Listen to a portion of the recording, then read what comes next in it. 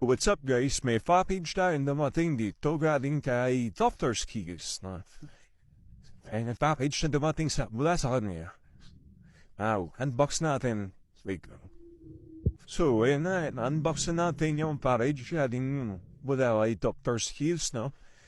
And I'm curious yun, no? Kasi may nakikita. Dahil, bukod dito sa enclosure na to, ito yung benta na sa atin ng Dr. Skills, no? Yan. So, Scorpion. Asian Par Scorpion the big hat. Or each long manage, no? Ayun yung cushion ng package na pinatila sa atin. Tsaka stickers. And syempre yung beepers. Yan. Legal documents. Kailangan nyo ito pag mag-a-apply kayo ng CWR or pa-register nyo yung pet ninyo, no? Kailangan ma-authorize tsaka galing talaga sa legal center. So actually, tingin ko sila, sila ngayon sa share ko na lang yung nila. So ito yung Facebook page ni Dr. Skills.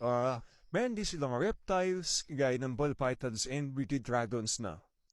Kaya, ewan ko kung may maabutan pa kayong actually may manas na on sale sa kanila pero mura sila magbenta.